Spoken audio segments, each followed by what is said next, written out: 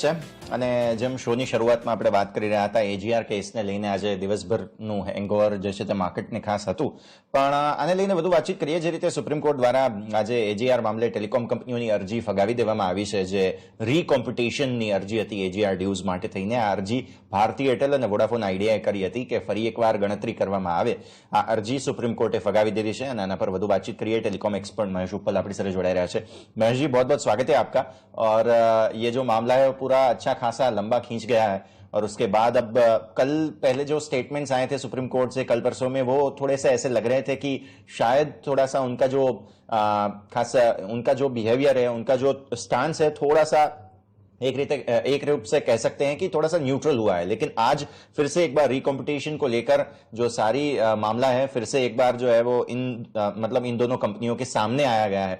इसको किस तरह से देखना चाहिए और ये जो पूरा मामला इतना लंबा चला है, तो उसको लेकर भी एक थोड़े से कमेंट्स सर आपके. हाँ, देखिए, इसमें दो बातें हैं. एक तो ये कि आम तौर पर सुप्रीम कोर्ट अपनी जो डिसीजंस है उनको बहुत ही रेयर केसेस में, शायद मेरे ख्याल हजारों में एक हो जो कि जिसको वो रिव्यू करता है और उसको सब्सटैंशियली चेंज करता है. तो इसमें ये उम्मीद रखना कि कोई बहुत बड़ी चेंज आ सकती थी, वो बहुत मुश्किल है, क्योंकि सुप्रीम कोर्ट जहाँ तक लीगल इश्यूज होते हैं वो ऑलरेडी उनके साथ डील कर चुका होता है. दूसरी बात यह है कि जहाँ तक इसके इतना लंबा खींचने की बात है, उसका तो कारण बड़ा सरल है, और वो ये है कि जो अमाउंट्स इन्वॉल्व हैं, जितना thousands of crores are involved, so it is not surprising that companies will try to exhaust and take advantage of all possible avenues, because the cost of this litigation is not in any way comparable to the actual sums of money involved. So I'm not surprised that the companies have taken it to the end. Having said that, we must recognize that the AGR issue, the Supreme Court is actually saying that this is what the obligations of the companies are. It is not necessarily saying that AGR is the best way of levying fees or levies on the sector. And I think we have to recognize that the problem here is the AGR rules, which actually come from the DOT. And what Supreme Court is saying, if these are the rules, this is what follows, and this is what you should have paid. Now, my personal view is that the AGR rules themselves are a big problem, and I don't think they serve the sector very well.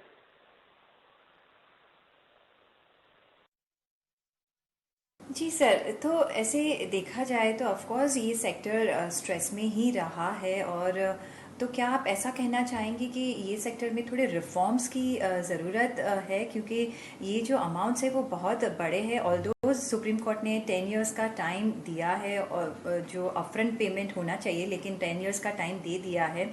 और specially हम Vodafone idea की बात करें तो बहुत बड़ा उनके पास date है, वो कैसे रिजॉल्व करेंगे? और अभी इसका ये सिचुएशन का अभी आप क्या देख रहे हैं, क्या अभी आउटकम हो सकता है जैसे कि टेलीकॉम कंपनीज भी सरवाइव कर सके? देखिए, मैं आपका आखिरी सवाल पहले आंसर कर दूं. इसमें कोई शक नहीं है कि इससे वोडाफोन आइडिया पर प्रेशर और बढ़ेगा, जो कि ऑलरेडी काफी है. तो इसमें तो कोई शक ही नहीं है कि वो कंपनी काफी परेशान है और उसकी जो डेट है वो बहुत ज्यादा है.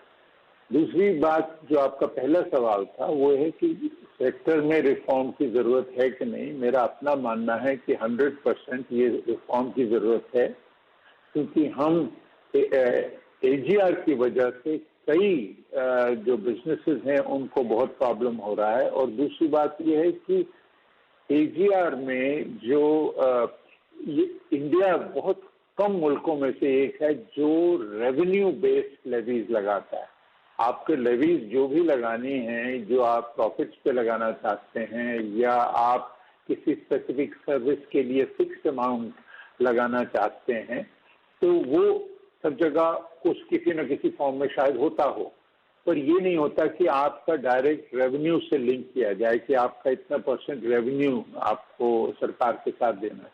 और इसका एक डिसएडवांटेज ये होता है कि जो कंपनी एफिशिएंट है, जिसका रेवेन्यू ज्यादा बढ़ रहा है क्योंकि वो अच्छा काम कर रही है, उसको सबसे ज्यादा देना पड़ा। जो कंपनी काम नहीं कर रही है ढंग से या जो कंपनी एक्चुअली मार्केट में अनसक्सेसफुल है, उसको उसके ऊपर कोई कॉस्ट नहीं है, उसके लिए कोई डिस्करेजमेंट नहीं है।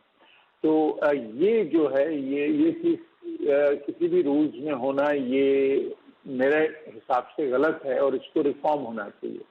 सरकार को अपने रेवेन्यूज को किसी दूसरे ढंग से लेना होगा, ना कि रेवेन्यू से लिंक पर।